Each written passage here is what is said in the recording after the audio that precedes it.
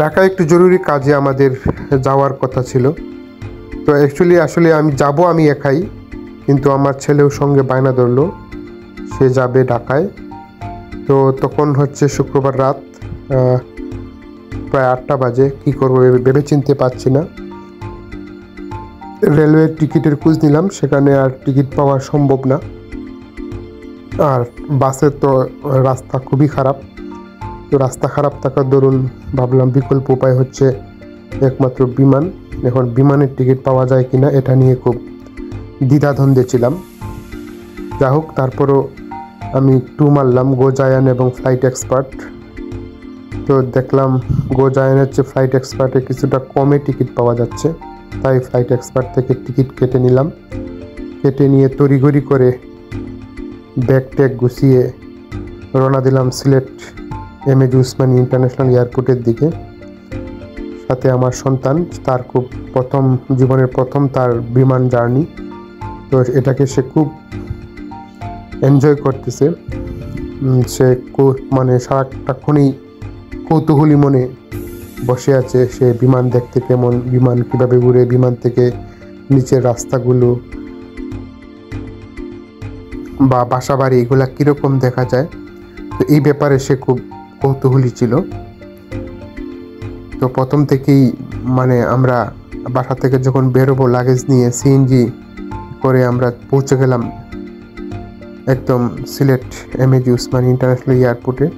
তো সেখান বাসা থেকে এয়ারপোর্টে যাওয়ার পথেই সে জিজ্ঞেস করতেছিল আমাকে বিমান বাবা কেমন হবে। সে তো দেখেছে, তারপরও বিমানে সে ককপিটে উঠবে, পাইলটের সাথে ছবি তুলবে, এইরকম ধরনের নানা বায়না কিন্তু সে করতেছিল। তো আমি তাকে বুঝিয়ে বললাম, এবং সে সিট বেল্ট কীভাবে বাঁধতে হয়, কীভাবে বাঁধবে, সেইগুলা ব্যাপারে আমার সাথে বরাবরই কথা বলতেছিল। তো তার আগ্রহ দেখে আমি বিমুগ্ধ হয়ে গেলাম যে এতটুকুন ছেলে, তার কি আগ্রহ, কি অদম্য কৌতূহল, বিমানে উঠবে, বিমানের সিট বেল্ট কীভাবে বাঁধতে হয়, যেটা আসলে আমাদের বয়সে অকল্পনীয় ছিল। তো বিমান তো দূরের কথা, গাড়ি চড়তে পারবো কিনা সেটা নিয়ে আমরা ছিলাম দ্বিধা সংশয় এর মধ্যে। আর এখনকার বাচ্চারা গুগল ইন্টারনেট কল্যাণে পৃথিবীর কোথায় কি আছে সব কিছুই এখন দেখা যায়।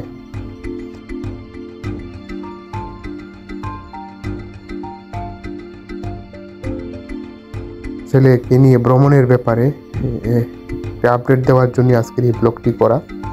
তো আশা করি আপনারা সামনের কয়েকটা মিনিট আমার সাথেই থাকবেন আর দেখবেন সিলেট টু ঢাকার নবইয়ার, আমরা যে টিকিটটা কেটেছিলাম সেটি হচ্ছে নবইয়ারের যাত্রার খানিকটা চিত্র। রাত, তাই আর দেরি না করে ভিতরে ঢুকেই প্রথমে আমরা বোর্ডিং পাসটা নিয়ে নিলাম। বোর্ডিং পাস নিয়ে আমরা ভিতরের দিকে যাব। একদম শুনশান নীরব ছিল। আমরা বোর্ডিং পাস দিয়ে ভিতরে প্রবেশ করলাম।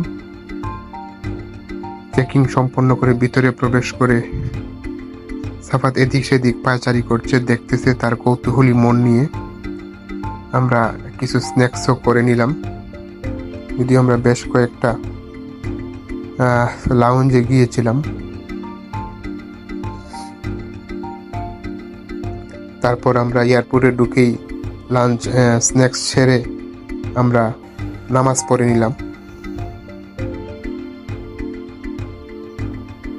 রাত বেশি হওয়ায়, যেহেতু এটি ছিল সর্বশেষ ফ্লাইট, আর সর্বশেষ ফ্লাইট হওয়ায় মানুষজন খুবই কম ছিল, শুধু নবইয়ারের যাত্রীরাই ছিল। নবইয়ারই 10টা 10-এ ফ্লাইট হওয়ার কথা, 15 মিনিট ডিলে থাকার কারণে এই ফ্লাইটটি নেওয়া হয়েছে 10টা 25-এ। তো আমরা আসলে স্ন্যাক্স করে রেস্ট নিচ্ছিলাম, তার মধ্যেই কল আসলো বোর্ডিং পাস দেখিয়ে ভিতরে যাওয়ার জন্য। আমরা আস্তে আস্তে আমার ছেলে বিমানে উঠতে লাগলো, তার ভিতরে কৌতূহল কাজ করতে লাগলো। প্রথম বিমান দেখা কেমন হয়, কিভাবে হয়, বাবাকে সে কোনোভাবেই করবে না, হাতছাড়া করবে না, যেহেতু প্রথম বিমান জার্নি। তো নবইয়ারও আমি এর আগেও বেশ কয়েকবার গিয়েছি, সেই একই চিত্র দেখলাম, শুনশান ছোট্ট ছোট্ট একটা এয়ারক্রাফট, 90-96টা সিট সেখানে রয়েছে। সিটগুলা খুব বেশি প্রশস্ত না, তবে ইন্ডিগো যে ভালো সেটা বলতে হবে। সে ঘুরে ঘুরে দেখতে লাগলো বিমানের কোথায় কিভাবে বসতে হয়, সিট বেল্ট, হ্যাঁ, তারপরে হচ্ছে বিমানের চারপাশ কৌতূহল। এর মধ্যে মাঝে মাঝে তার মাকেও ফোন দিচ্ছিল। তো সবার ওঠার শেষে তার খুব হাসি এবং বিমানও ছাড়ার জন্য প্রস্তুতি নিয়ে নিল।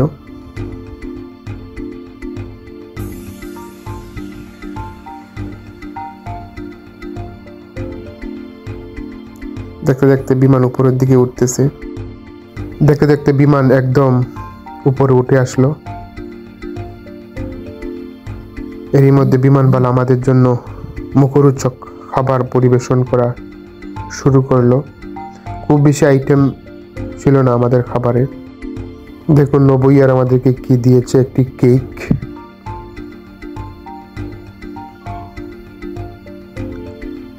এরকম পলিথিনের ভিতরে এক পিস কেক দিয়েছিল, একটা স্যান্ডউইচ, এক বোতল পানি আর টিস্যু পেপার। আমার ছেলে এগুলা খাওয়া দাওয়া করে, তার খাবারের দিকে কোনো ভ্রুক্ষেপ নাই। তার হচ্ছে মানে ও দেখাকে দেখা, ও জানাকে জানার যে কৌতূহল, সেই কৌতূহল নিয়েই সে সুনিপুণভাবে সে অবজারভেশন করতেছে বাহিরের প্রকৃতি।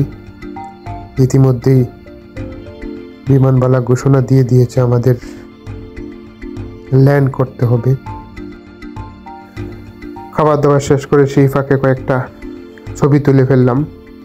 বাবা ছেলের সেলফি হয়ে যাক বিমানের ভিতরে, কেননা তার এই স্মৃতিটাকে সংরক্ষণ করে রাখা প্রয়োজন। সে আপন মনে বাইরের চারপাশ অবলোকন করতেছে। আমার সাথে ফটো সেশনে আসলে মনোযোগী খুব কমই ছিল, কিন্তু তার বাহিরের দৃশ্যপট দেখার যে কৌতূহল, সেই কৌতূহল কিন্তু তার মিটে নাই। আর বিমানের ভিতরে আমাকে নানাবিধ প্রশ্ন করতেছিল যে বাবা কিভাবে উঠতেছে। অবশেষে বিমান থেকে নেমে আমরা চলে উঠলাম বাসে। বাস আমাদের নিয়ে যাচ্ছে। যেহেতু